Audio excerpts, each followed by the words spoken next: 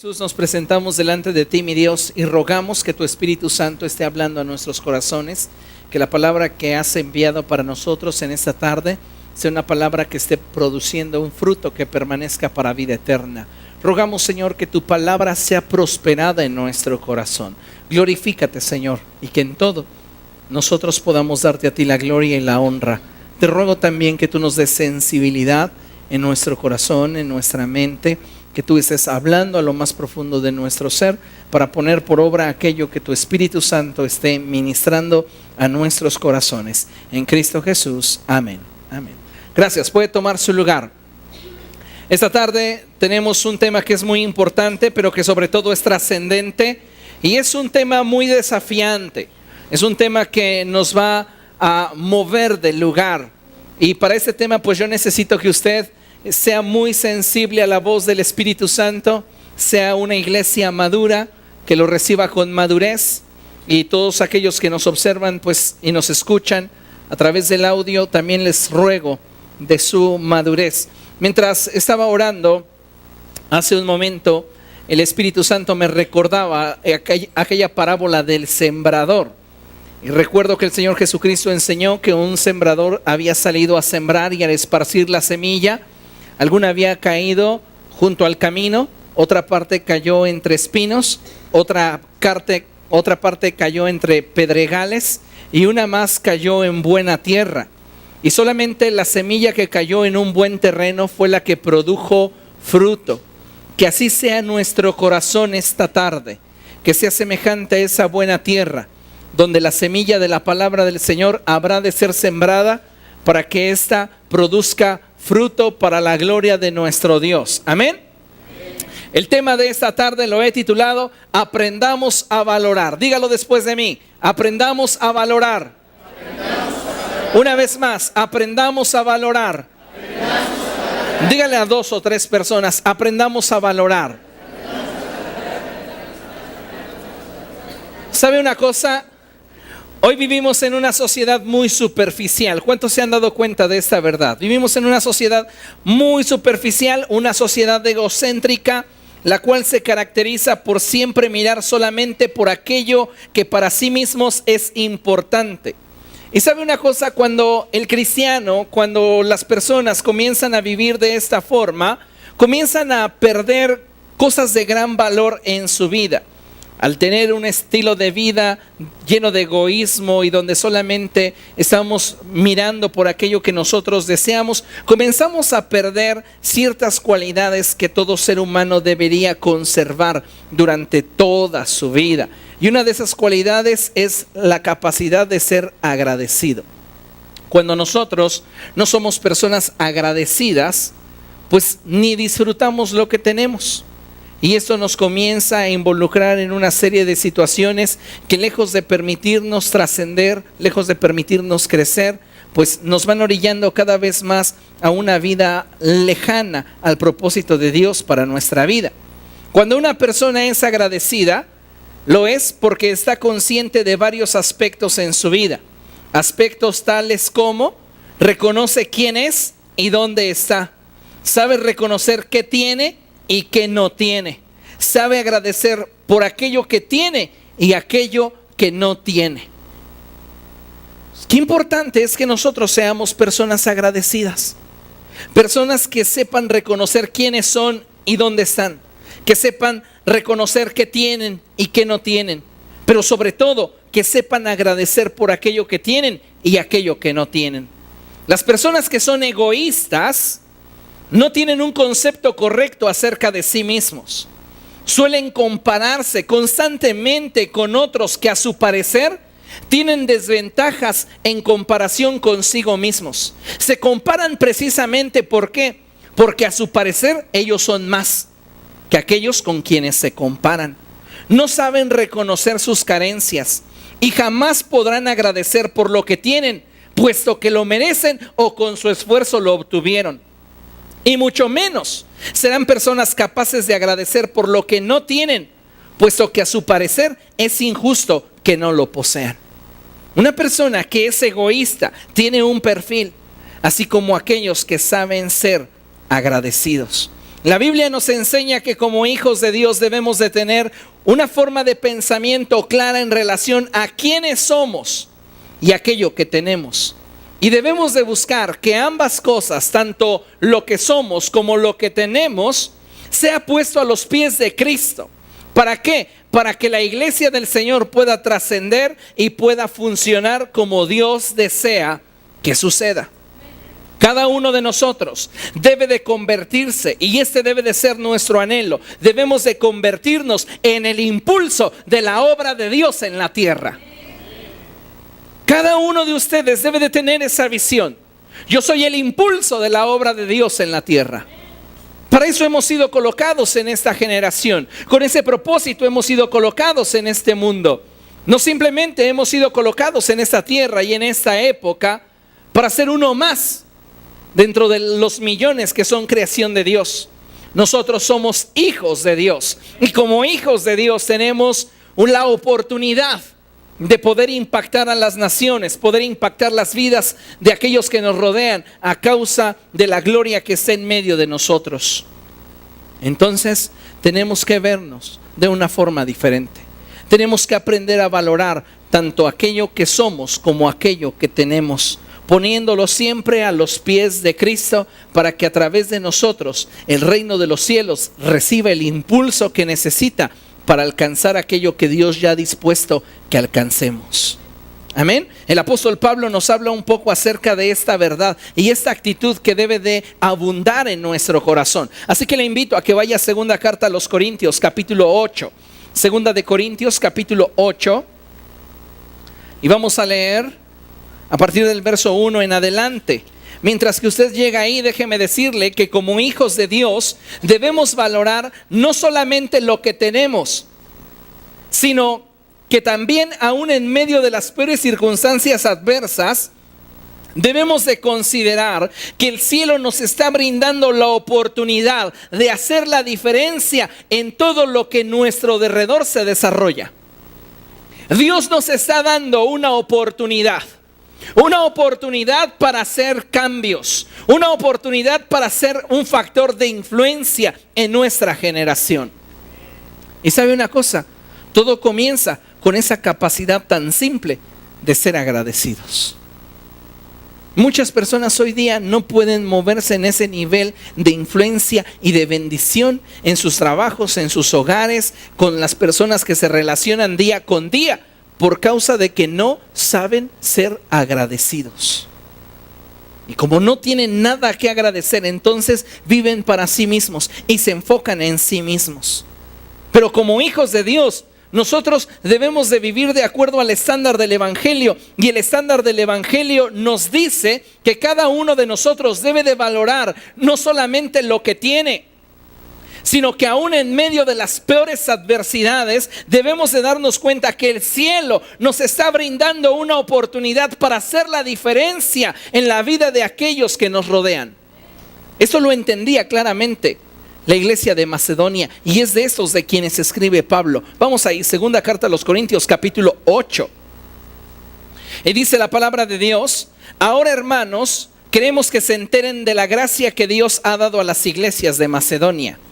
En medio de las pruebas más difíciles, su desbordante alegría y su extrema pobreza abundaron en rica generosidad.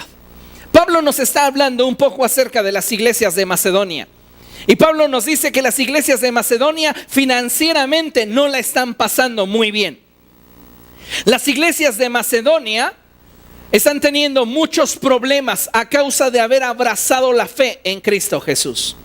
La situación para ellos no es nada sencilla, pero en medio de su escasez y en medio de sus problemas, ellos tienen gozo y ellos tienen la capacidad de ser generosos. Una iglesia que tiene escasez pero que es generosa, ¿cómo puede una persona pobre ser generoso? ¿Sabe que la generosidad no está relacionada con la riqueza? La generosidad está relacionada con nuestra capacidad de agradecimiento. Porque usted puede ser que tenga solo en su mesa sopa de pasta para comer ese día, pero si usted sabe dar gracias a Dios por ese plato de sopa de pasta, usted puede compartir ese plato con aquellos que le visitan. Pero si usted no sabe ser agradecido, ni siquiera esa sopa querrá compartir, porque solo estará pensando en usted.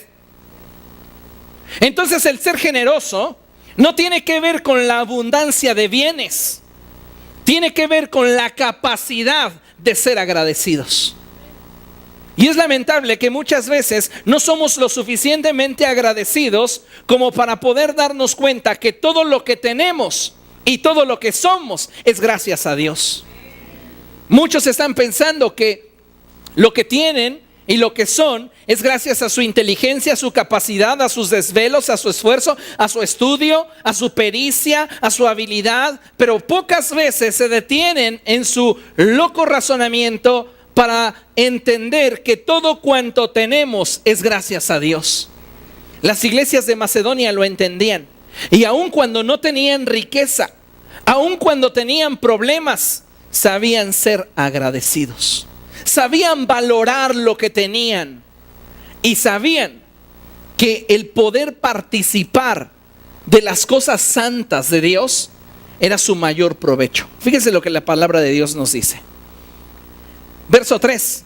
Soy testigo de que dieron espontáneamente tanto como podían y aún más de lo que podían, rogándonos con insistencia que les concediéramos el privilegio de tomar parte en esta ayuda para los santos. Incluso hicieron más de lo que esperábamos, ya que se entregaron a sí mismos, primeramente al Señor y después a nosotros, conforme a la voluntad de Dios. ¿Qué hacía que la iglesia de Macedonia tuviera un empuje tan fuerte y fuera de una influencia tan grande en medio de las iglesias de Asia? El que ellos tenían una visión clara y que fueran agradecidos. Se estaba juntando una colecta para impulsar la obra del reino de los cielos entre las iglesias de Asia. Y los de Macedonia estaban atravesando por pobreza extrema. ¿Cuántos de ustedes están viviendo una pobreza extrema? ¿Cuántos de ustedes no tienen un techo? ¿Cuántos de ustedes no tienen aquello que necesitan para subsistir? Dios ha sido fiel con cada uno de nosotros. La iglesia de Macedonia estaba experimentando circunstancias adversas y difíciles. Y cuando se enteró de que era tiempo de dar, ellos dieron tanto como podían y más de lo que podían. Y le rogaron con insistencia al apóstol Pablo: permítenos participar de la ofrenda para los santos. Qué contraste tan grande con la iglesia del siglo XXI, porque muchos en la iglesia del siglo XXI hoy ven pasar a su lado el ofrendero y parece que llevan ahí una plaga, ¿verdad? Ay, me hago a un lado, lo evado, mejor levanto mis manos al cielo. Esa iglesia entendía que todo lo que tenía era gracias a Dios. Y yo los puedo imaginar a ellos viendo a los hermanos pasar con el ofrendero y por algún descuido, por alguna falta de atención quizá, pasar a un lado y ellos tocarle el hombro: no me prives de dar mi ofrenda, permíteme ofrendar, permíteme depositar mis primicias o traer mis diezmos delante de Dios. Y hoy día yo quería dar, pero no me hicieron caso. Ay, para la otra. Amados hermanos, es tiempo de que valoremos y aprendamos a valorar todo lo que Dios nos ha concedido y nos ha dado. Las iglesias de Macedonia eran iglesias que sabían valorar lo que tenían y lo que eran, en razón de todo lo que Cristo les había provisto. Ellos se entregaron a sí mismos, al Señor primeramente, y dice Pablo, y después a nosotros. ¿Por qué la iglesia de Macedonia podía trascender y ser ejemplar? Porque se había entregado a Jesucristo y se había entregado a los proyectos de la iglesia. Para los macedonios, el pertenecer a una iglesia local era un privilegio. Y hoy día me doy cuenta que muchas personas dentro del cuerpo de Cristo no saben valorar lo que es pertenecer a una iglesia local. No saben valorar lo que es tener un pastor. Andan de iglesia en iglesia buscando quien pueda calmar la comezón de sus oídos. Andan de iglesia en iglesia buscando simplemente adquirir un conocimiento del cual jamás ellos se sentirán satisfechos. Y por ese motivo estas personas terminan todas confundidas, porque andan de iglesia en iglesia escuchando conceptos y enseñanzas y al final tienen una mentalidad de menú. De esta congregación me gustó esto, de aquella otra me gustó esto otro, de esta otra me gustó aquello. Y sabe una cosa, esto no es correcto para aquellos que se dicen ser cristianos maduros en el Señor. Si usted es de estos que acostumbran a andar de iglesia en iglesia, déjeme decirle, con amor de Dios y con temor del Señor, corríjase. Usted debe de definir cuál es su congregación y debe de esforzarse por participar de la visión que Dios ha colocado en esa iglesia. No es posible que seamos personas que vivan con corazones divididos y que no tengamos lealtad para el lugar donde Dios nos ha colocado. Cada uno de nosotros debe de tomar esa decisión. Los cristianos de Macedonia tomaron esa decisión. Y cuando Cristo llegó a sus vidas, le entregaron su vida. Y cuando Pablo se presentó ante ellos para predicarles el mensaje del evangelio, ellos lo reconocieron como su pastor. Y se entregaron a él. ¿Por qué? Porque había un nivel de relación que ellos sabían valorar. Hoy día hay tantas personas que dicen, pues si cierran esa iglesia me voy a otra. Viven con un espíritu de orfandad. Son huérfanos espirituales. No entienden el término de paternidad espiritual. No tienen ese sentimiento de pertenencia a una casa, a una vida espiritual, a un ministerio. Y eso está limitando sus vidas en gran medida. Porque no están arraigados, porque no están plantados. Y sabe una cosa, tenemos que aprender de la iglesia de Macedonia a valorar lo que somos y lo que tenemos. Los macedonios podían ser generosos en medio de su escasez porque sabían valorar lo que tenían. Hoy día muchas personas no saben valorar. Valorar es darle el valor correcto a cada cosa en nuestra vida. Y hay personas que están valorando más las riquezas que a Jesucristo mismo. Están colocando en prioridad aquello que es temporal, aquello que es pasajero, en comparación a aquello que es eterno. Iglesia de Jesucristo, nosotros debemos de aprender a valorar. Dice la palabra de Dios en el verso 6, de modo que rogamos a Tito que llevara a feliz término esta obra de gracia entre ustedes, puesto que ya la había comenzado. Pero ustedes, así como sobresalen en todo, en fe, en palabras, en conocimiento, en dedicación y en su amor hacia nosotros, procuren también sobresalir en esta gracia de dar. Pablo le está diciendo a la iglesia de Corinto, deben de considerar el ejemplo de la iglesia de Macedonia y no poner pretextos. Porque la iglesia de Macedonia, en medio de su escasez y en medio de sus problemas, se han entregado a Cristo y a la visión de la iglesia local. Como iglesia local, Pablo les está diciendo, tenemos una visión, tenemos un propósito.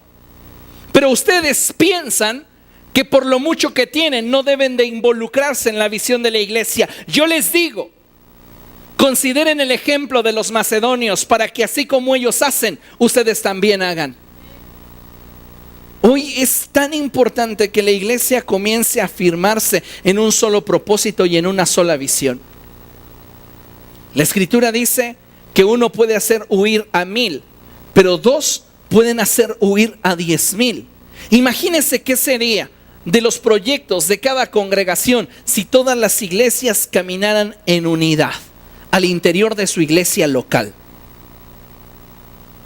Las iglesias alcanzarían los propósitos que Dios ha determinado para ellas de forma muy rápida. Pero lamentablemente muchos creyentes hoy, en lugar de dejarse moldear por la palabra de Dios, se están dejando moldear por la sociedad egoísta. Solo piensan en sí mismos.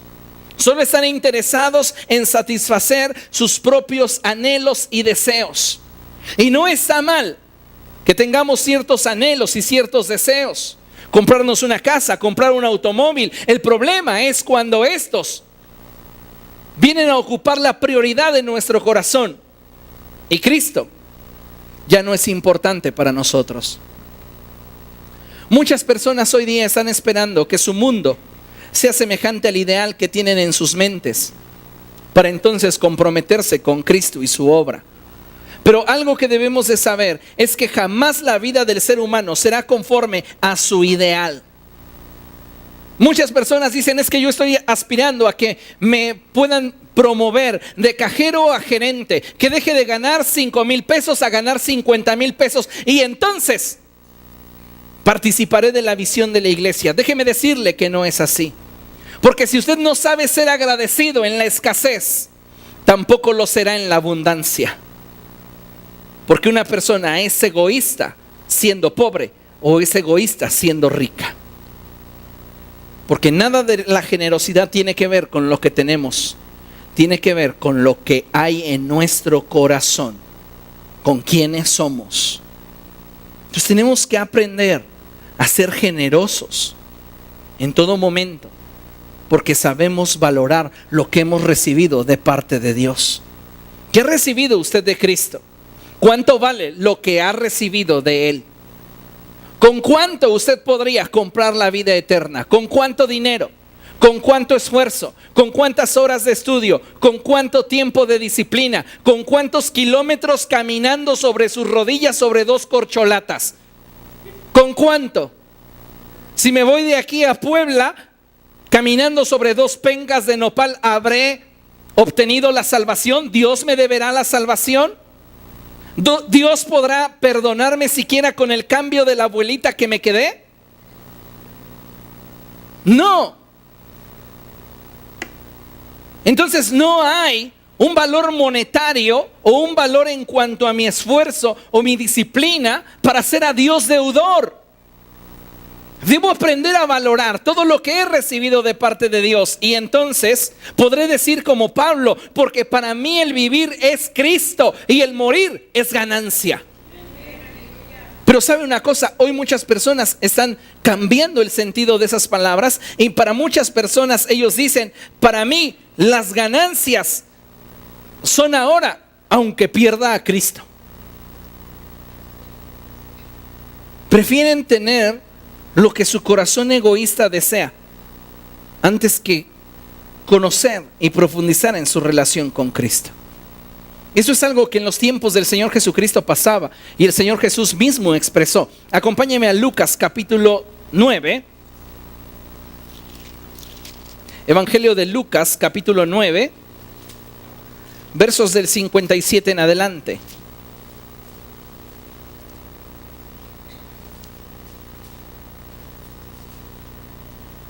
Y fíjense qué tremendo es lo que sucedió en torno al Señor Jesucristo.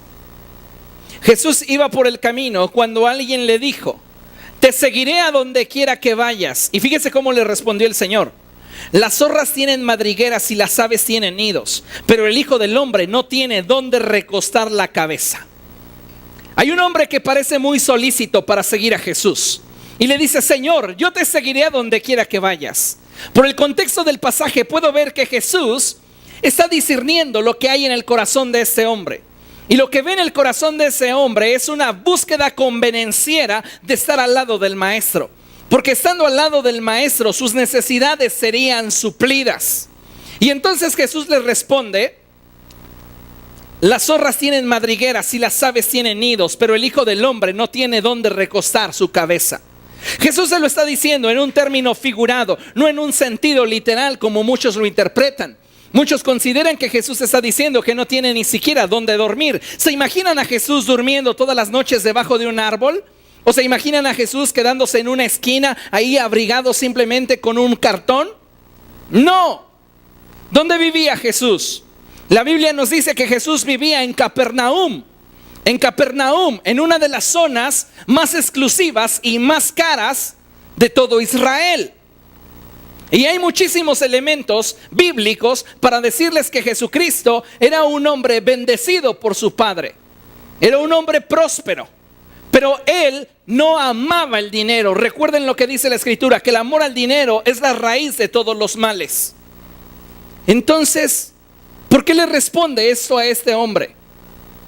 Porque lo que Jesús le está diciendo en términos coloquiales es lo siguiente: tú vienes a mí esperando recibir algo de forma convenenciera, pero lo que te puedo decir es que de mí no vas a recibir aquello que buscas, porque no me buscas con una pasión legítima.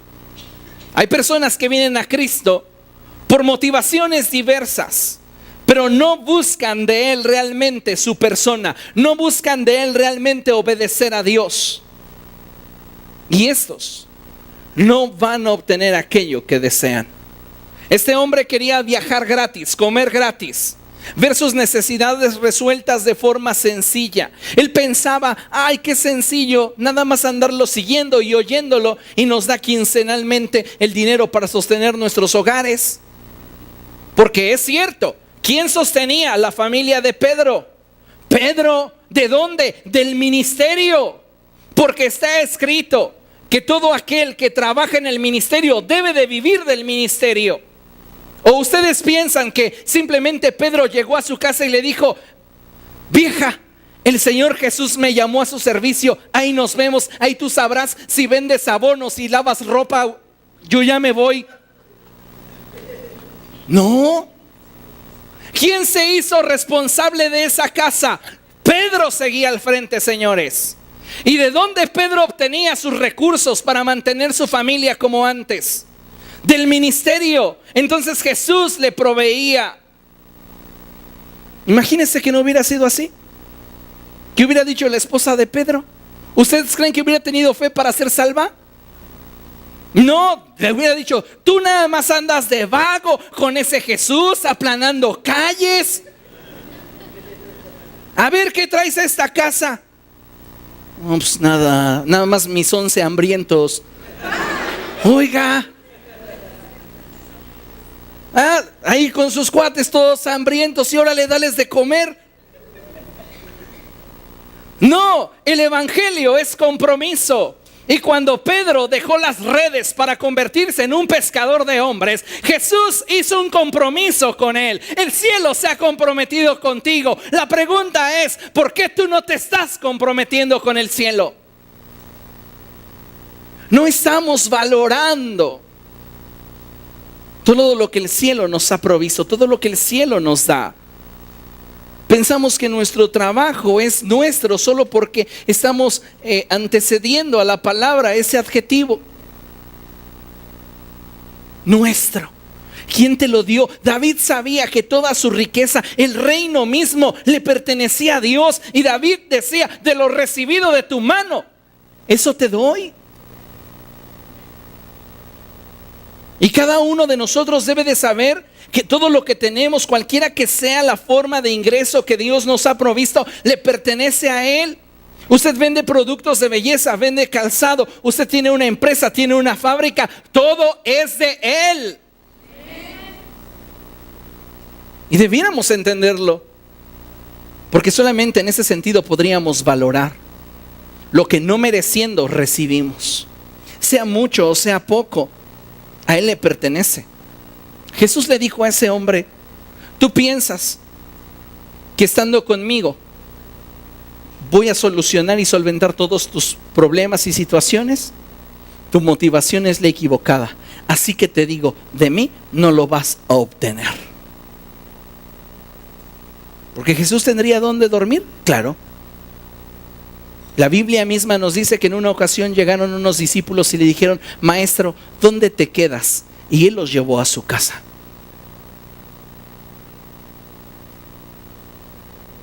Pues pensar que Jesús no tenía nada, que simplemente desempleó a 12 y los llevó a caminar ahí por los lugares donde está el trigo, pues es como no entender realmente el contexto de la historia de Jesús.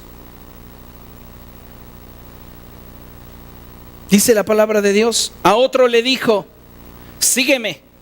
Y ese le contestó, Señor, primero déjame ir a enterrar a mi padre. Su padre no acababa de morir.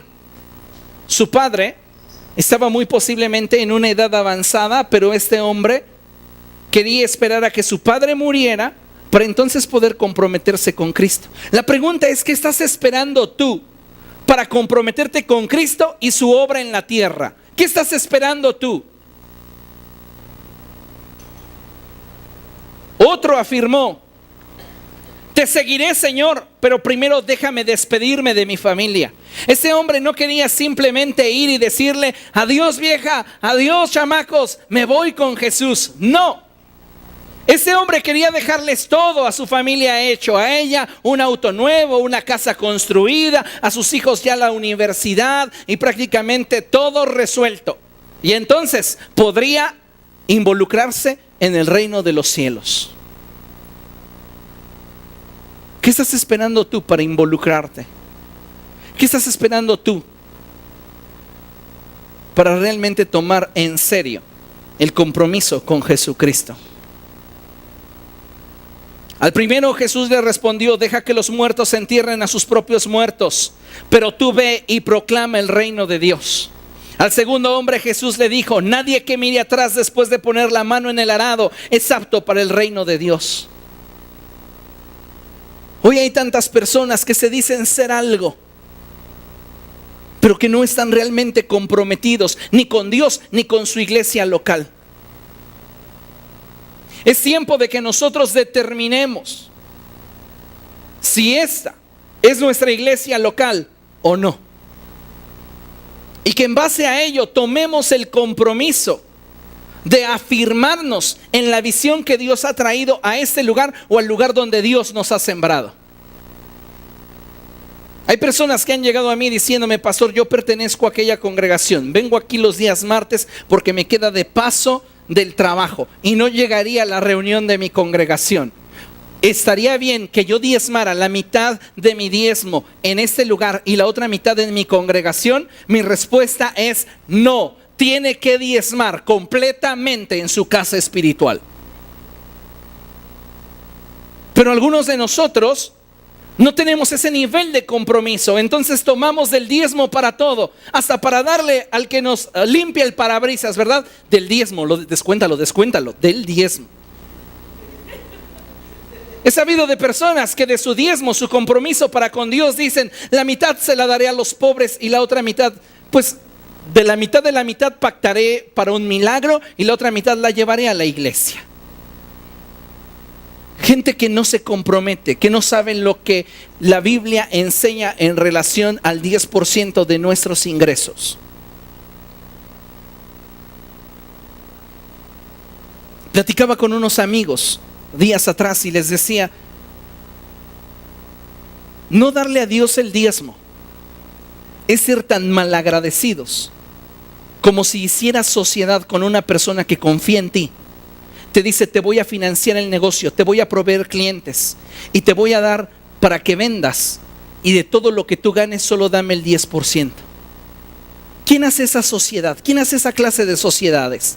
Si yo voy a hacer la parte que invierte capital, si yo voy a hacer la parte que voy a poner visión para ese negocio, voy a pedir por lo menos el 60%. Y si tú solo vas a poner mano de obra, di que con el 40% te di mucho, porque yo estoy arriesgando mi capital. Ahora Dios te dice: te voy a bendecir, te voy a prosperar, te voy a enviar tus clientes, te voy a dar la capacidad de que con el trabajo de tus manos veas bendición. Solo dame el 10%, somos socios.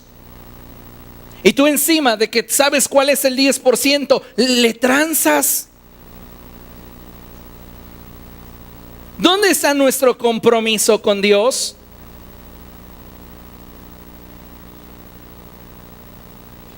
Es tiempo de que nosotros tengamos una visión acerca de aprender a valorar todo lo que Dios nos ha dado y lo que Dios ha hecho de nosotros.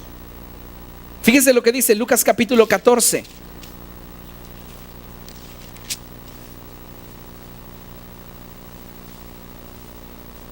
Y dice la palabra de Dios a partir del verso 16: cierto hombre preparó un banquete e invitó a muchas personas. A la hora del banquete mandó a su siervo a decirles a los invitados: vengan, porque ya está todo listo. Pero todos sin excepción comenzaron a disculparse. Recuerde una cosa, cada vez que usted pone un pretexto para no cumplir con la voluntad de Dios, usted está colocando un obstáculo entre usted y su destino. Todos, dice la palabra de Dios, sin excepción, comenzaron a disculparse, comenzaron a poner pretextos. El primero le dijo: acabo de comprar un terreno y tengo que ir a verlo, te ruego me disculpes. Considere todo lo que le costó al dueño de la casa preparar comida para sus invitados.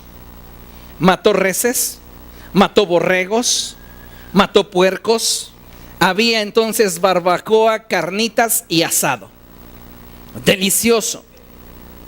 Refrescos. Todo lo que eso implicaría. Una enorme fiesta. Para que simplemente llegues, te sientes y la disfrutes. Es una comparativa a la vida cristiana. Todos nosotros, por haber pecado, estábamos destituidos de la gloria de Dios. Merecíamos el juicio eterno.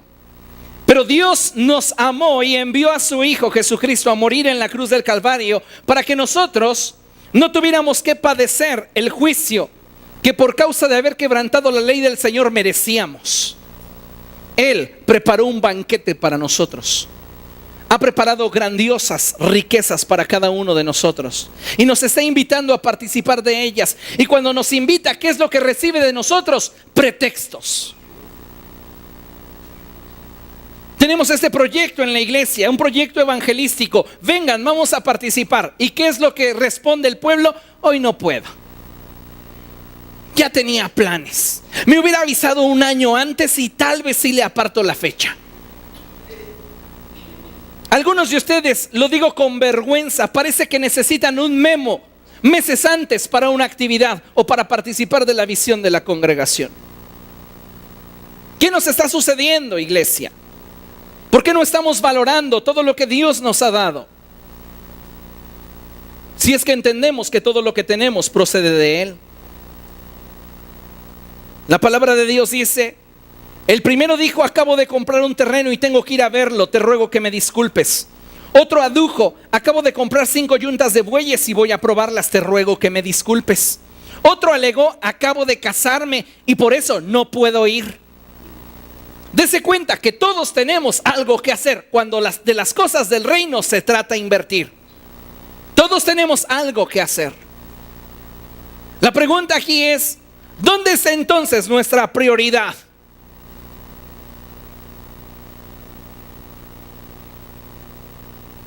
¿No debería ser nuestra prioridad involucrarnos en aquello que trasciende para vida eterna? Pero estamos tan cómodos, tan indiferentes. Somos tan felices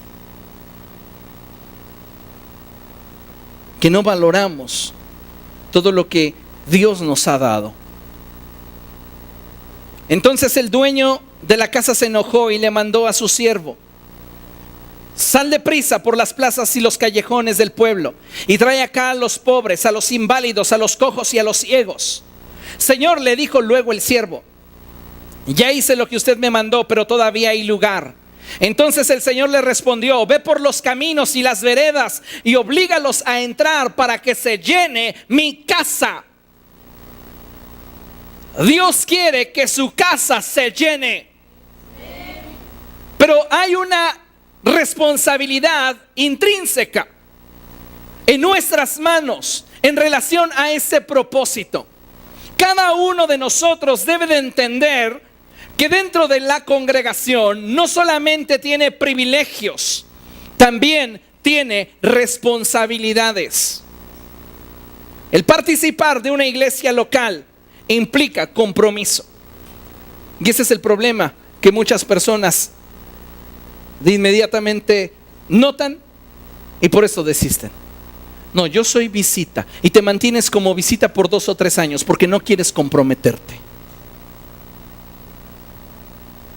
¿Hasta cuándo vamos a continuar con esa actitud carnal en nosotros, infantil? No, es que yo no quiero compromisos. Tampoco tendrás beneficios. Dice la palabra de Dios les digo que ninguno de aquellos invitados disfrutará de mi banquete. Las personas que habían sido invitadas primeramente no eran dignas de participar del banquete. Y entonces él tenía que estar trayendo a otros para que disfrutaran de todo lo que él había comprado para ellos. Hoy hay tantas personas que solitos se jubilan. No, yo ya serví 3 años, 4 años, 5 años, 10 años en la iglesia, yo ya no más. Espérate que te jubile Cristo cuando te llame a su presencia.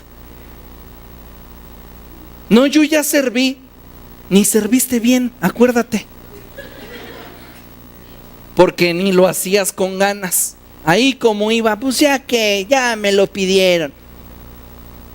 No. Este es un buen tiempo para recapacitar dónde estamos nosotros parados en relación a nuestro compromiso con Cristo. ¿Hemos sabido valorar la verdad del evangelio que nos ha sido dada o no? Hoy es imperativo que como hijos de Dios valoremos lo que tenemos. Y aprender a valorar tiene que ver con aprender a darle el valor correcto a todo aquello que está en nuestra vida. Por eso es que debemos entender que todo cuanto tenemos es nuestra ventaja. Todo cuanto tienes es tu ventaja. ¿Ok? Pero escucha, pero aquello que no tienes, en lugar de ser una desventaja, debe convertirse en nuestro impulso para alcanzar lo que deseamos. Esa es una forma muy diferente de ver la vida. Hay personas que dicen, lo que tengo es mi ventaja, pero lo que no tengo es mi desventaja. Y los hijos de Dios no vemos el obstáculo, vemos la oportunidad. Cada adversidad para nosotros es la oportunidad de permitirle al cielo que intervenga para que el nombre de Jesucristo sea glorificado a través de nuestra vida. Entonces, todo lo que tengo es mi ventaja, pero aquello que no tengo, en lugar de verlo como una desventaja y ponerme a llorar porque no lo tengo, debe de convertirse en el impulso que me mueva del lugar para alcanzar aquello que deseo. Yo no sé cuántos de ustedes experimentaron esto, pero eso no es algo ajeno a muchas familias. Usted se quedó sin padres a una muy temprana edad. Posiblemente tuvo que comenzar a trabajar a la edad de 14, 13 años y comenzar no solamente a ver por sus propios gastos, sino por lo de sus hermanos más pequeños. Y usted tuvo que salir adelante. Usted no vio la desventaja. Ay, no tengo papá, no tengo mamá, voy a sufrir, me voy de indigente. No, esa carencia le fue un impulso para salir adelante. ¿Qué ve usted cuando hoy un joven de 18 años no quiere continuar estudiando la universidad teniendo padres que lo apoyan? No sabe valorar. Nosotros tenemos una gran ventaja en relación a la iglesia apostólica. Tenemos tantas cosas de las cuales la iglesia apostólica no disfrutó. Telecomunicaciones, internet, televisión, radio, medios magnéticos y ópticos para poder transmitir el mensaje del evangelio, telefonía celular. Y no estamos aprovechándolo.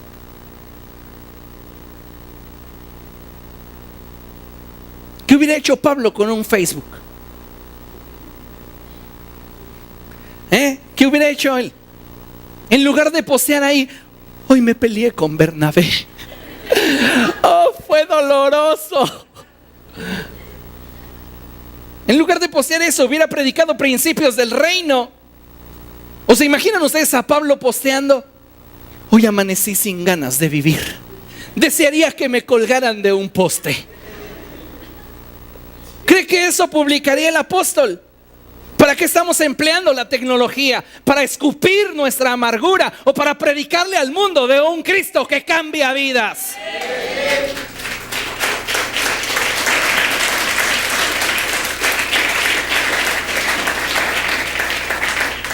Hoy es común, ¿verdad? Tengo mi muro y voy a sacar mi foto sexy.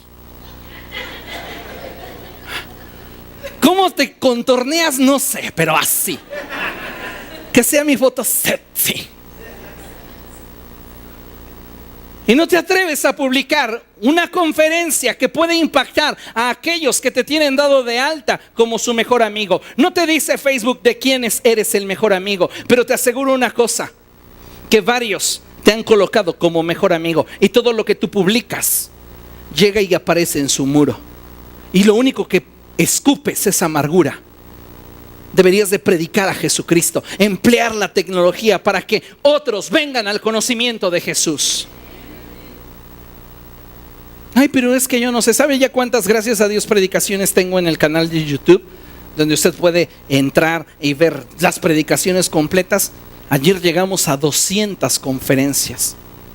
O sea, tiene 200 temas diferentes que compartir con la gente que tiene inscritos a su Facebook. Una predicación diaria. Y casi completa un año de ministrar a sus amigos. Pero no, preferimos postear la foto sexy o el chiste que degrada a la mujer. Iglesia, valoremos lo que tenemos. ¿Qué hubiera hecho Pablo con una imprenta?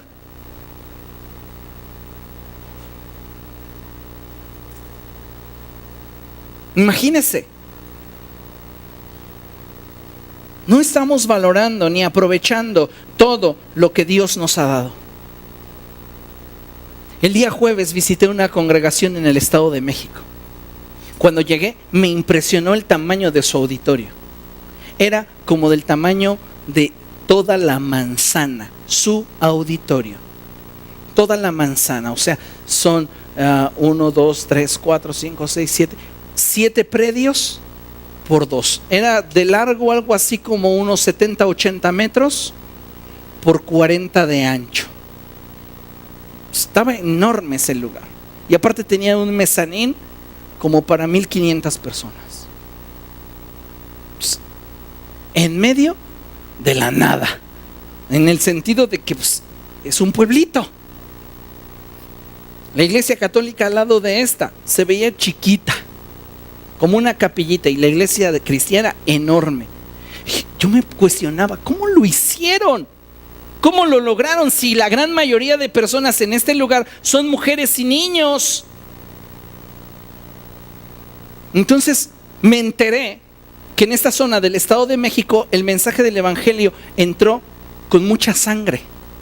A los misioneros los mataban a machetazos y a otros los quemaban en la hoguera.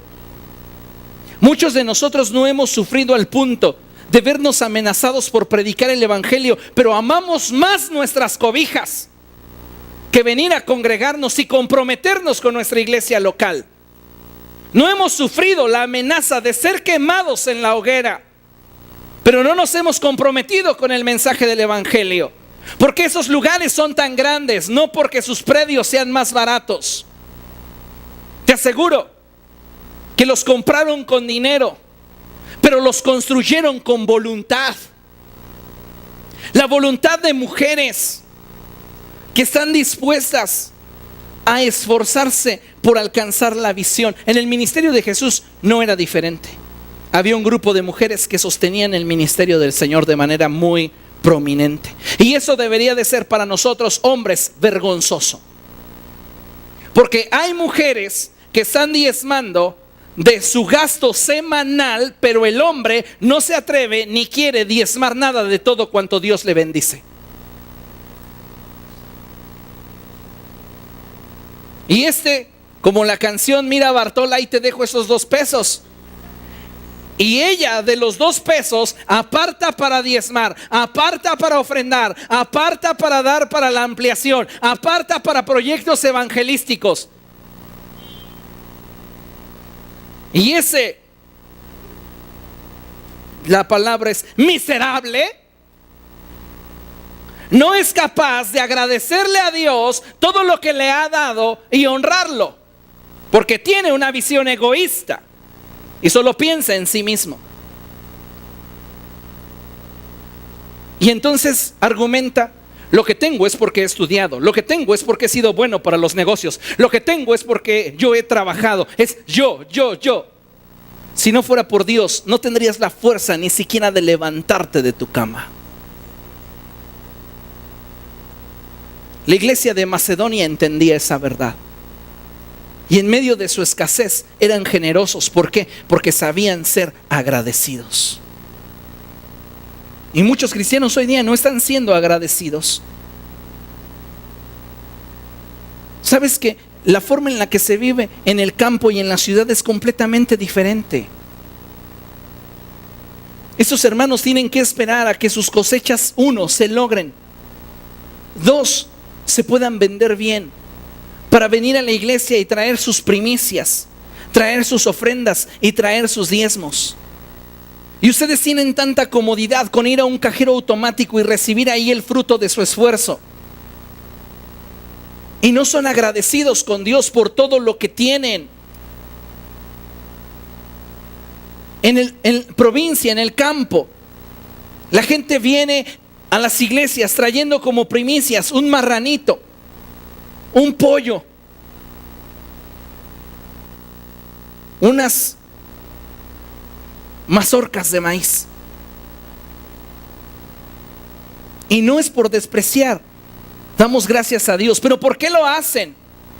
Porque son agradecidos. Y muchas veces nosotros decimos, no, pues es que si doy ya no me alcanza para mí.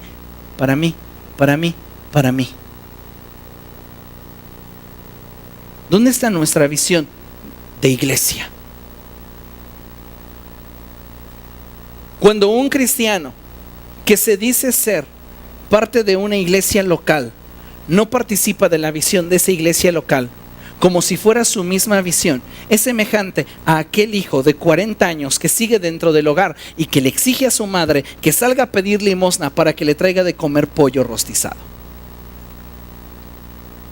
Y no le estoy hablando de algo exagerado, fui testigo de esa verdad.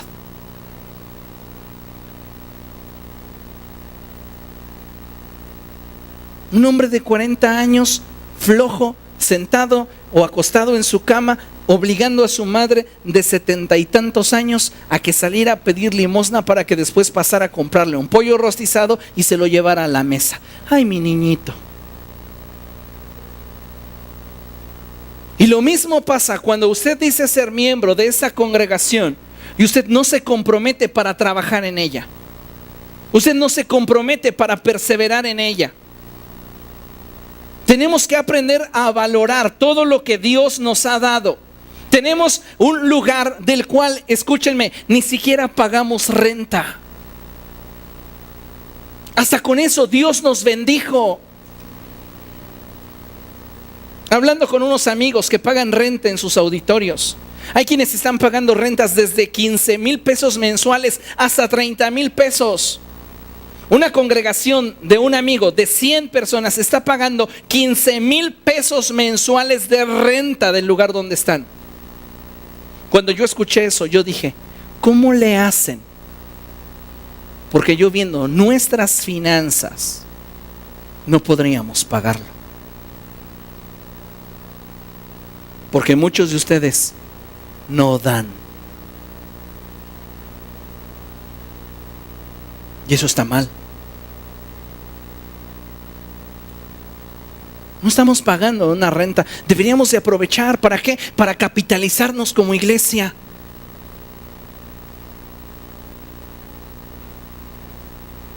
A mí me gusta planificar. Y sabe una cosa, he dado la instrucción al departamento de finanzas que nos aparten mensualmente una renta simbólica. Una cantidad simbólica, pero que no podemos más, 5,000 pesos mensuales para meterlo a la compra del nuevo terreno. Lo exijo y nos apretamos el cinturón en gastos, pago de luz, pago de agua, pago de predial, pago de todos los servicios que se dan, ministerios que están colaborando y que hay que impulsarlos. Nos apretamos el cinturón para sacar esa renta. Y aunque no es obligado, la saco para tener algo que darle a la visión que Dios puso en mi corazón. Hablaba con unos amigos semanas atrás y les decía, siendo honestos, díganme ustedes cuánto dan para su iglesia. Que a ver, vamos aquí a quitarnos los títulos y vamos a hacer a un lado que yo soy el apóstol, tú que eres el evangelista y tú el profeta. Vamos a quitarnos los títulos y vamos a platicar cuánto das para tu congregación. Éramos 60 ministros. ¿Sabes cuánto daban en promedio? ¿O cuánto resultó? Dimos, porque me incluyo y ya hacemos el promedio, 20 pesos mensuales. 20 pesos por 60, ¿cuánto es? 1,200 pesos. Con 1,200 no pagas una renta de 15,000 pesos.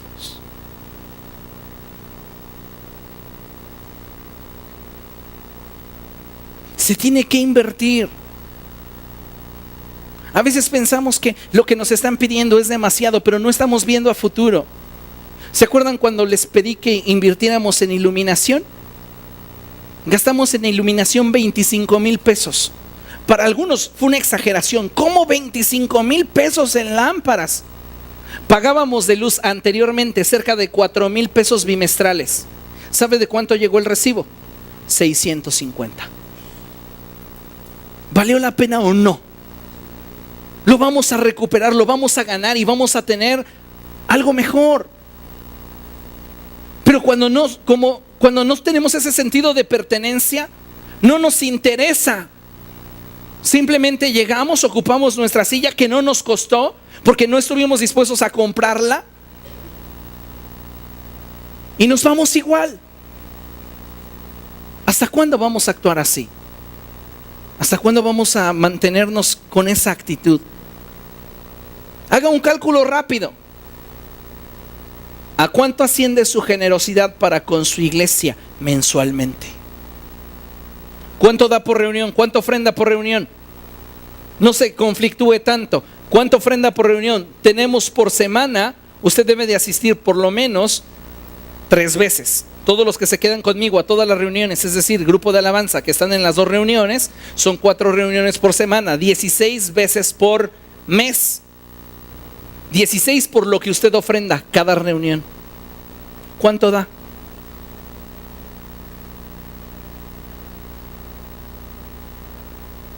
¿Usted cree que para una membresía de 150 personas sea difícil juntar 2 millones de pesos?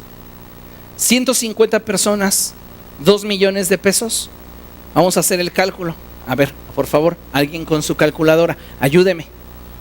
2 millones entre 150. ¿A cuánto equivale?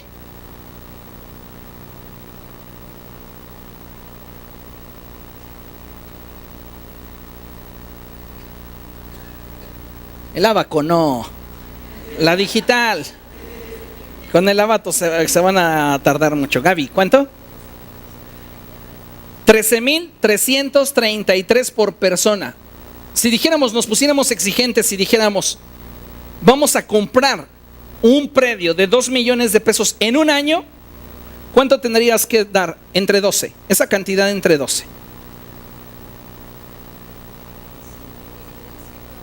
1,111 pesos por persona al año, y compramos un predio de 2 millones de pesos por año. Llevo 5 años rogándoles que inclinen su corazón al propósito de Dios y no lo alcanzamos. Sería bien fácil si los 150 nos comprometiéramos. ¿Cuánto nos tocaría dar? ¿1,000 qué? 1,111 por año. Pero ¿sabes qué tengo? Un primer lugar en aportaciones del 2011 que dio 82,000 pesos y un segundo lugar que dio 63,000 pesos. Y de ahí para abajo. Hay ministerios líderes de chocolate que dan al año de sus aportaciones 400 pesos para una visión que se supone, claro, está en su corazón. Oh sí, amamos tu casa, Señor. ¿Y no estamos dispuestos a comprometernos, iglesia? Tenemos que valorar todo lo que tenemos. Nosotros no simplemente tenemos este predio que usted ve, tenemos 3 pisos idénticos. Es como si esta casa en un solo nivel llegara hasta la esquina.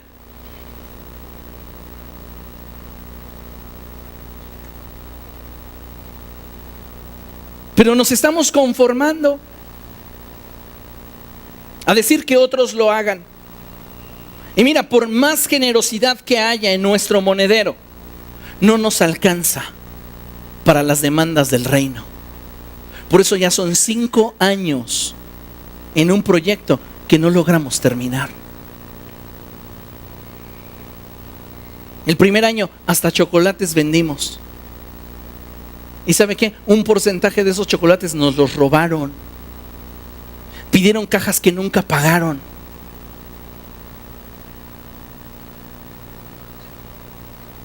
¿Qué vamos a hacer? La iglesia a veces parece que nada quiere. Tenemos reuniones de oración, no vienen a orar. Proclamamos ayuno, no quieren ayunar. Tenemos reuniones de estudio bíblico y no asisten a ellos. ¿Qué quieres?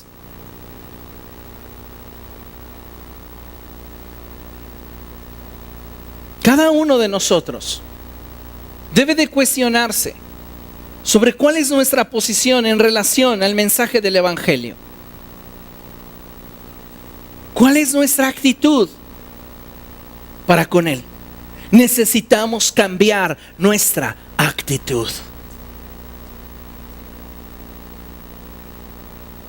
Tenemos que cambiar, porque de otra manera no vamos a poder corresponder a lo que el mensaje del Evangelio nos insta a hacer.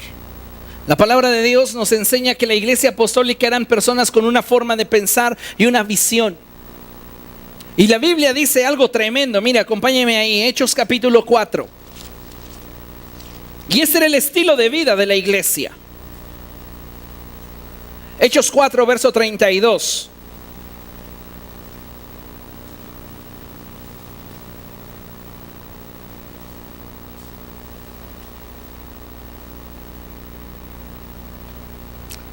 Y dice la palabra de Dios: todos los creyentes eran de un solo sentir y pensar.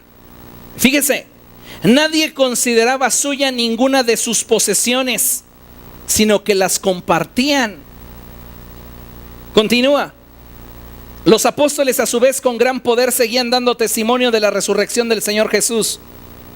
La gracia de Dios se derramaba abundantemente sobre todos ellos, pues no había ningún necesitado en la comunidad.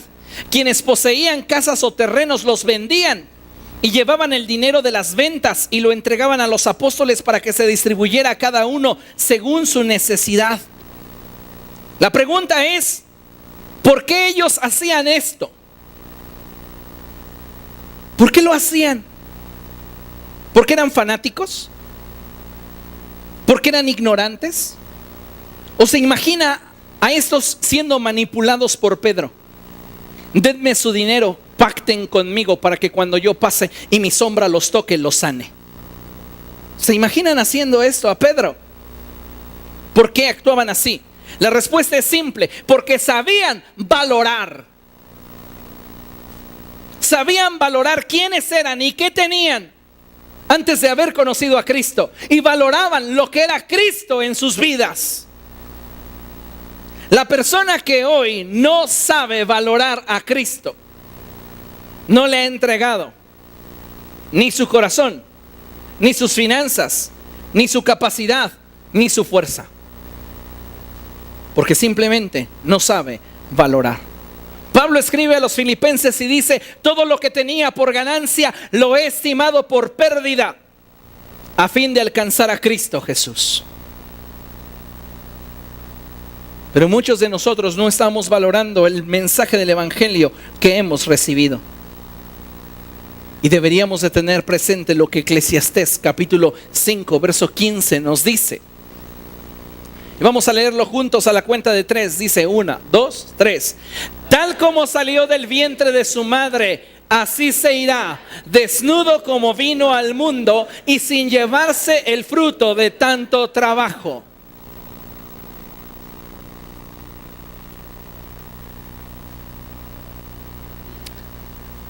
Yo en este momento recordé a la mamá de nuestra hermana Erika, la hermana Magdalena Pozas.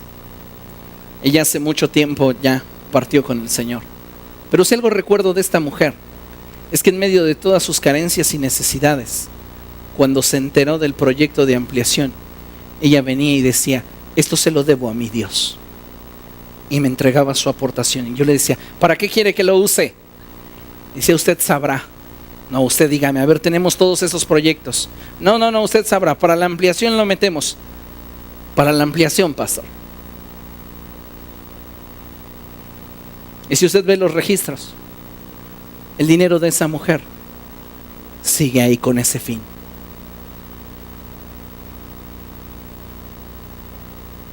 ¿Qué nos sucede? Cuando decimos es mi casa, pero no participamos de ella como si realmente lo fuera. Hasta ahora no he visto a un hombre que una vez muerto le entierren con su fajo de dinero.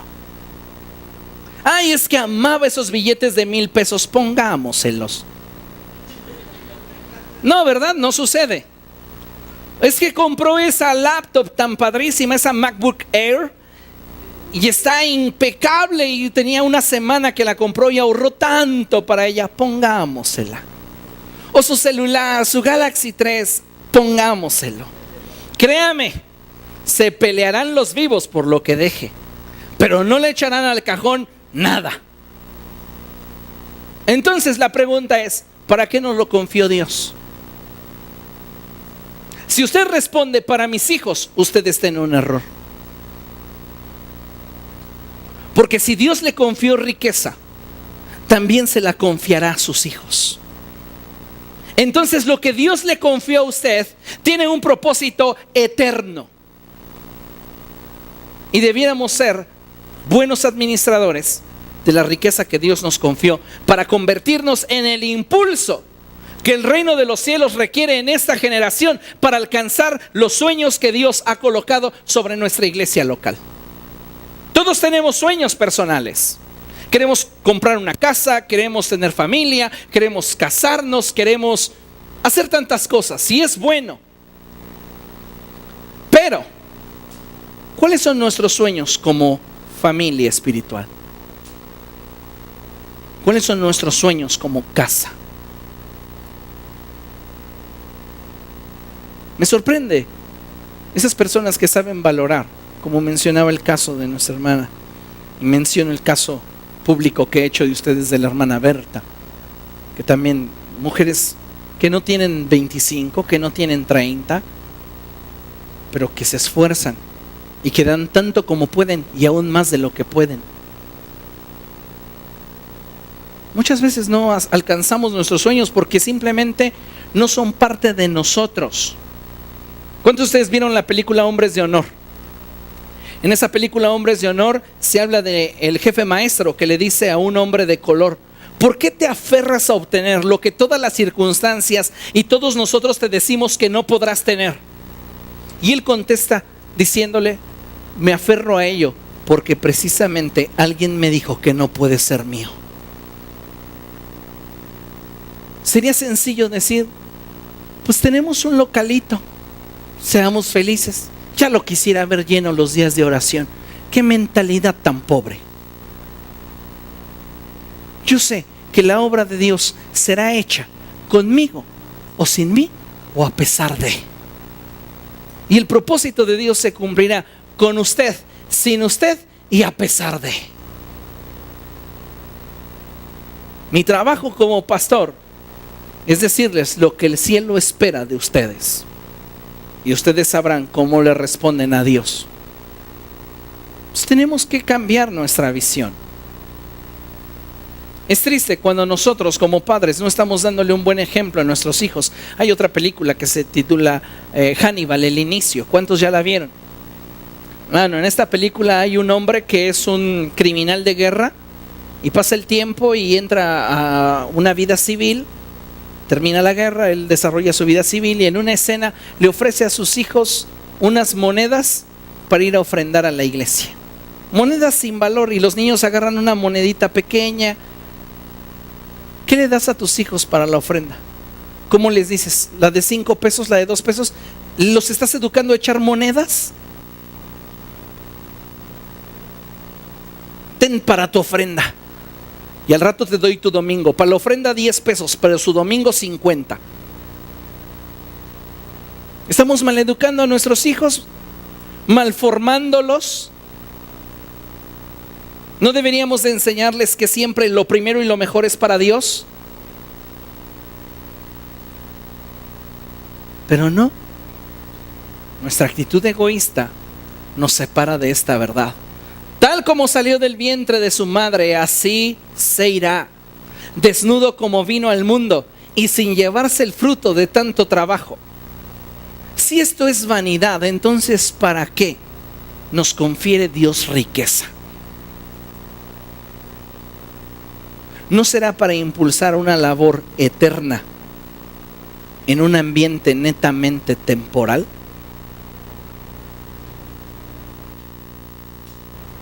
En una ocasión se cuenta de que un hombre estaba platicando con un pastor y le decía: yo espero en el cielo mi mansión, ahí que en la parte de afuera el Señor me pavimente mi callecita de oro.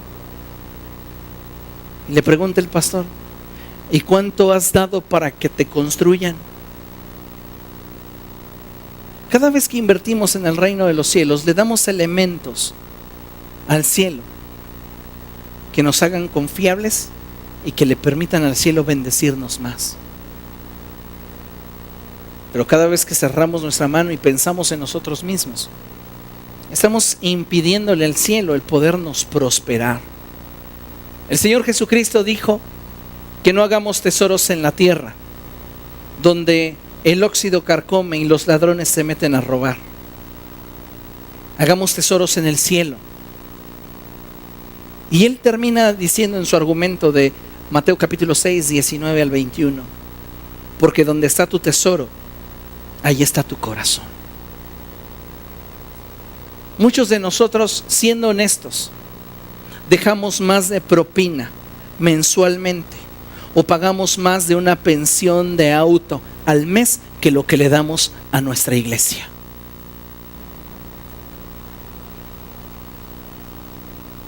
Una pensión de auto por barata te vale 600 pesos. El promedio es de 800 a 1300 pesos.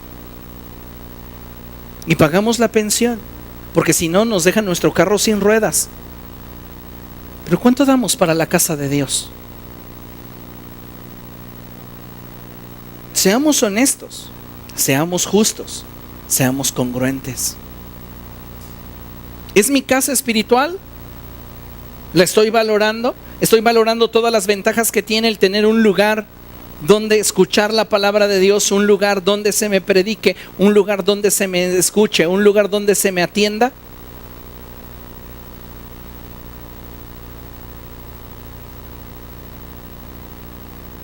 Aprendamos a valorar. Les digo algo que hace rato les comenté: a veces no valoramos el liderazgo que tenemos. ¿Y sabe qué? Hoy usted escuchó una predicación menos de mí. Es decir, ya tengo menos pila para seguir predicando, menos vida, menos tiempo. No soy eterno. Y deberíamos de valorar eso también. Tenemos tantas ventajas. Valorémoslas. Y prosigamos al propósito de Dios para nuestra casa y lo que Él tiene preparado para nosotros. Amén. Dígale al que tiene a su lado: aprendamos a valorar. Póngase de pie y dele un fuerte aplauso al Señor.